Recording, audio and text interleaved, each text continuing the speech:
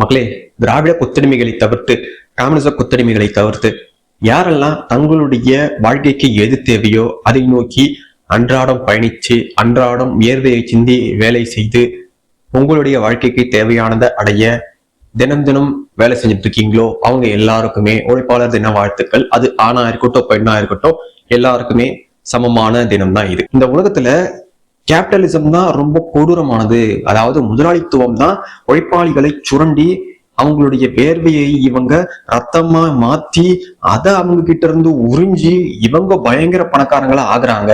அதனால உழைப்பாளர்களுக்கு நீதி வேணும், உழைப்பாளர்களுக்காக நாங்கள் இந்த கம்யூனிச கொள்கையை உருவாக்குகிறோம்னு மகா மட்டமான 2 பேர் இருந்தாங்க. அந்த 2 பேருக்கு ஆசானா ஒரு சில பேர் இருந்தாங்க. ஆனா மகா மட்டமான அந்த 2 பேரை தான் இந்த உலகத்துல இருக்க எல்லாருக்குமே பெரும்பாலும் தெரியும். குறிப்பா நம்ம தமிழ்நாட்டுல இருக்கவங்களுக்கும் டோலர்னு சொல்லிட்டு சுத்துறவங்களுக்கும் இந்த 2 பேரை பத்தி தான் தெரியும். அதுலயும் ஒருத்தன் மிக தீவிரமான, கேவலமான, கன்றாவியான, அசிங்கமான கேரக்டர். அது யாருன்னு பாத்தீங்கன்னா அவர் தான் கார்ல் மார்க்ஸ். கம்யூனிசத்தின் தந்தைன்னு சொல்லுவாங்க. அந்த தந்தைக்கு முன்னாடியே சில பேர் இருந்தாங்க. அவங்களுடைய ஐடியாவை பின்பற்றி தான் இந்த கார்ல் மார்க்ஸும் ஏங்கல்ஸும் கம்யூனிசத்தை உருவாக்குறாங்க. பாவம், ஏங்கல்ஸனுடைய வாழ்க்கையில வேற ஒரு நிலைமைக்கு போக வேண்டிய ஆள். ஆனா அவருடைய துரதிர்ஷ்டம் இந்த கார்ல் மார்க்ஸ் தற்கொலையை பார்த்து அதை பார்த்ததுல இருந்து அதுகிட்ட இருந்து விலக முடியாத அளவுக்கு அந்த சாத்தானுடைய ஃபோர்ஸ்ல இவர் மாட்டிக்கிட்டு கடைசி வரைக்கும் இந்த சாத்தானுக்காகவே தன்னுடைய உழைப்பையும் தன்னுடைய பணத்தையும் கொடுத்து தன்னுடைய வாழ்க்கையவே இழந்த மனுஷன் தான் இந்த ஏங்கல்ஸ். இந்த 2 பேருமே உருவாக்குனதுதான் இந்த கம்யூனிசம்னு இங்க இருக்கவங்க சொல்லிட்டு சுத்துறாங்க. பட் இவங்க உருவாக்குன கம்யூனிசத்தை பத்தி நாம ஏற்கனவே நிறைய வீடியோஸ்ல பார்த்திருக்கோம். அதை தாண்டி இங்க இருக்கவங்க பெரும்பாலும் இந்த உழைப்பாளர் தினத்துல என்ன சொல்லுவாங்கன்னு பாத்தீங்கன்னா, இந்த 8 hours ஒர்க்கிங் டே இதை கொண்டு வந்ததே கம்யூனிசம் தான்.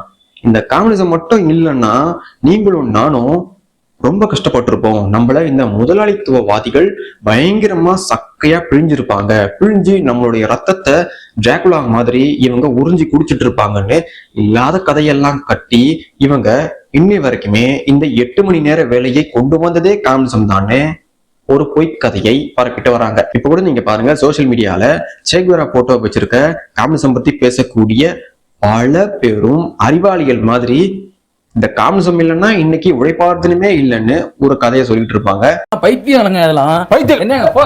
முதலாளித்துவத்தை நாங்கள் அழிக்க போகிறோம், முதலாளித்துவம் மக்களை சுரண்டுகிறது, அவர்களை இது வஞ்சிக்கிறது அப்படின்னு சொல்லி நாங்க அதற்கு மாற்றாக கம்யூனிசத்தை கொண்டு வர போகிறோம்னு ஒரு கதையை சொல்லி இவங்க என்ன பண்ணாங்கன்னா கம்யூனிசத்தை கொண்டு வந்தாங்க.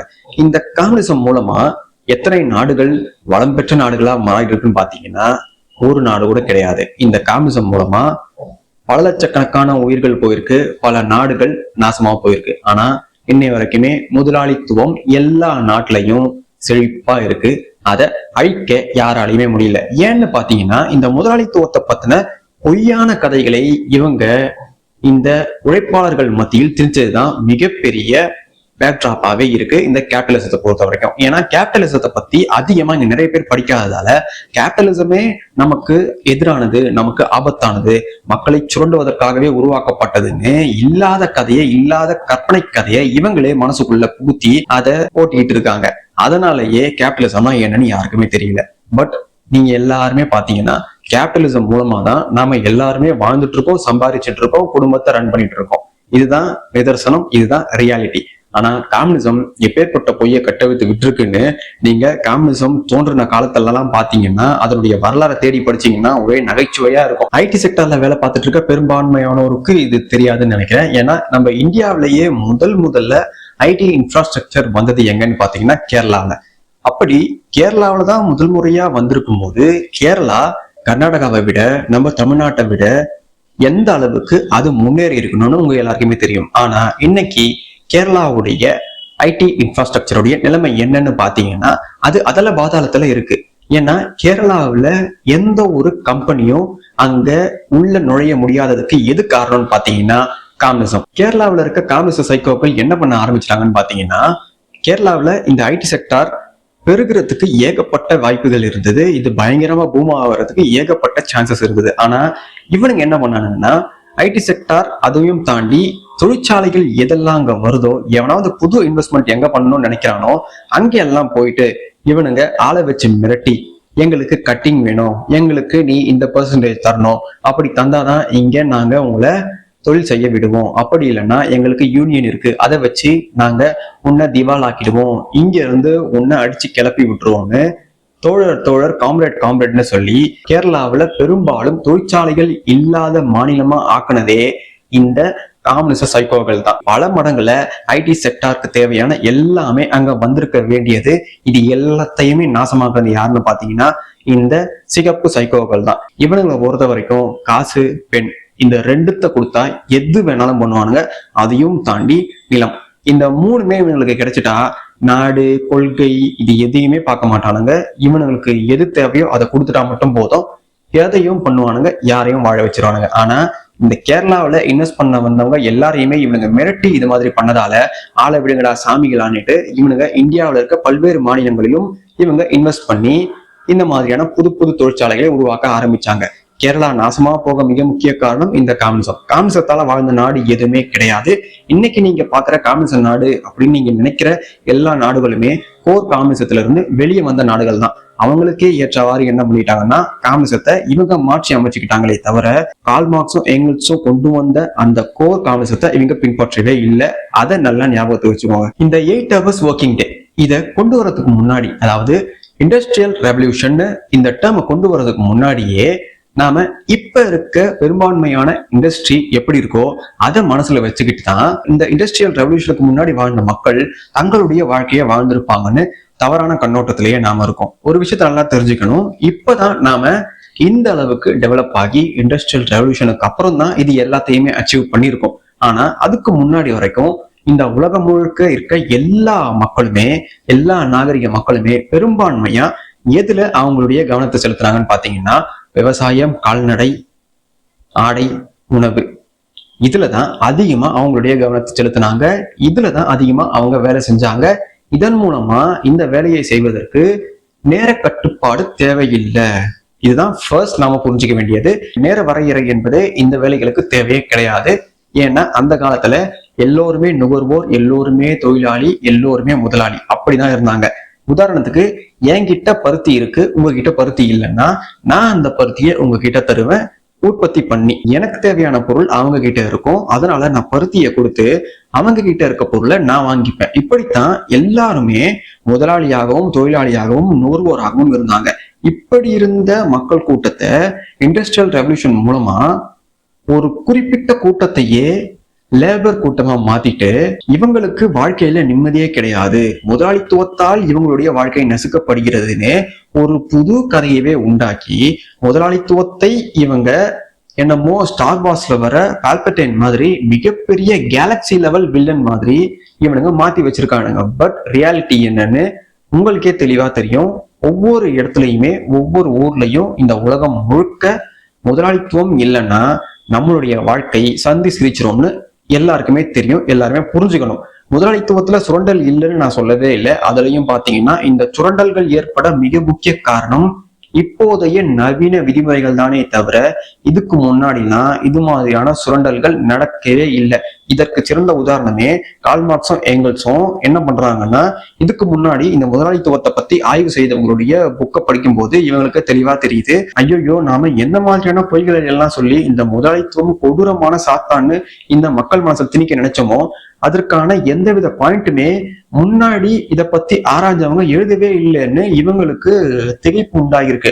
அதனால இவங்க என்ன பண்ணாங்கன்னா இல்லாத ஒன்றை உருவாக்க இவங்க பல தொழிற்சாலைகளுக்கும் போய் இவங்க கேட்கறாங்க அந்த தொழிலாளர்கள் கிட்ட.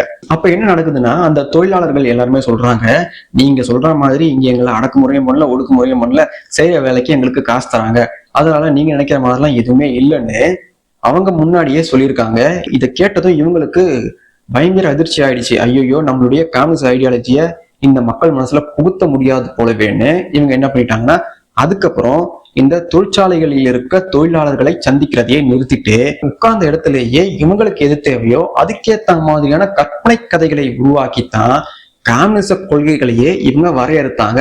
இதுல ஏங்கல்ஸ் விதிவிலக்கு. ஏன்னா அவருடைய அப்பா கம்பெனியில வேலை பார்த்த எல்லா தொழிலாளர்களுக்கும் இவங்க எந்தவித அடக்குமுறையும் பண்ணல, ஒடுக்குமுறையும் பண்ணல, அவங்களுக்கு தேவையான வருமானத்தையும் அவங்களுக்கு தேவையான காசையும் இவங்க கொடுத்துதான் வேலையை வாங்கியிருக்காங்கன்னு ஏங்கல்ஸ்கே நல்லா தெரியும். ஆனா கால்மார்க்ஸ் தன்னுடைய வாழ்நாள்ல ஒரு நாள் கூட சுயமா வியர்வை சிந்தி வேலை செஞ்சதே கிடையாது. அப்பேற்பட்டவன் தான் இங்க டஸ் கேபிட்டல் என்ற உருட்டு புத்தகத்தையே எழுதி நமக்காக இவன் வீசியிருக்கான். அதையும் பாத்தீங்கன்னா அதுல இருக்கிறது எல்லாமே குப்பை தான். அதுல இவன் ஃபீல்ட் ஒர்க் பண்ணி எந்த விதமான புது கருத்தையுமே அவன் எழுதவே இல்லை. இதுக்கு முன்னாடி இருந்த இதை பத்தி எல்லாம் ஆராய்ச்சி பண்ணவங்களுடைய கருத்தை தான் திருடி எழுதியிருக்காரே தவிர இந்த மகான் இவருடைய சொந்த கருத்துன்னு எதுவுமே கிடையாது. இவருக்குன்னு இருந்த சொந்த கருத்து எதுன்னா முதலாளித்துவத்து மேல இருந்த வன்மமோ, யாரெல்லாம் பணம் வச்சிருந்தாங்களோ அவங்க மேல வன்மமோ, தன்னுடைய மனைவி குடும்பத்து மேல இருந்த வன்மமோ, தன்னுடைய அப்பா அம்மா மேல இருந்த வன்மமோ, தன்னுடைய சொந்தக்காரங்க மேல இருந்த வன்மமும் தான் இவருடைய கம்யூனிச கொள்கையை வரையறுக்க மிக முக்கிய காரணமா இருந்தது. இதெல்லாம் உண்மைன்னு கார்ல் மார்க்ஸ் உடைய பயோகிராபர்ஸே அவங்க தெல்ல தெளிவா எழுதிட்டு போயிருக்காங்க. பட் இங்க டோலர்னு சொல்லிட்டு சுத்துற பல தற்கொலைகளுக்கும் இது தெரியாது. சரி, இப்ப நாம இந்த கம்யூனிசத்துக்கு முன்னாடி இந்த 8 hours working இத பத்தி யாரெல்லாம் பேசியிருக்கா, இது எங்கெல்லாம் பின்பற்றப்பட்டு வந்திருக்குன்னு நாம தெரிஞ்சுப்போம். முதல் முறையா 16ஆம் நூற்றாண்டப்ப 2ஆம் கிங் பிலிப் எங்கெல்லாம் ஸ்பானிஷ் ஆர்மி கைப்பற்றினாங்களோ, இவர் ஸ்பெயினுக்கு மன்னனா இருந்தப்ப என்ன பண்ணார்னா அந்த நாடுகளில் இருந்த சுரங்க தொழிலாளிகளுக்கு 7 மணி நேர வேலையும் கட்டிட தொழிலாளிகளுக்கு 8 மணி நேர வேலையும்னு முதல் முறையா இந்த 8 hours 7 hours கான்செப்ட சட்டமாக்குனதே இந்த 2ஆம் மன்னர் பிலிப் தான். அதுக்கடுத்து 1817ஆம் ஆண்டு ராபர்ட் ஓவன் என்பவர் தான் முதல் முறையா 8 hours labour 8 hours recreation 8 hours rest இந்த 8 hour கான்செப்ட ஒரு ஸ்லோகனா மாத்தினவரே இந்த ராபர்ட் ஓவன் தான் 1817ஆம் ஆண்டு. 1856ஆம் ஆண்டு ஆஸ்திரேலியாவை சேர்ந்த கல்தச்சர்கள் என்ன பண்றாங்கன்னா வீதியில் இறங்கி நடக்க ஆரம்பிக்கிறாங்க. எதுக்குன்னு கேட்டீங்கன்னா, எங்களுக்கு 8 மணி நேரம் தான் வேலை செய்ய நீங்க சட்டத்தை போடணும், அதை தாண்டி எங்களால வேலை செய்ய முடியாது, எல்லாருமே 8 மணி நேரம் தான் வேலை செய்யணும்னு நீங்க சட்டத்தை கொண்டு வாங்கன்னு இவங்க வீதிகளில் இறங்கி நடந்து போராட்டம் பண்றாங்க. இதுதான் மிகப்பெரிய இன்டர்நேஷனல் மூவ்மெண்டாகவே மாற ஆரம்ப கால தீப்பொறியாக இருந்திருக்கு. இதன் மூலமா ஆஸ்திரேலியாவில் 8 மணி நேர வேலை என்பது சட்டமாக்கப்படுது 1856.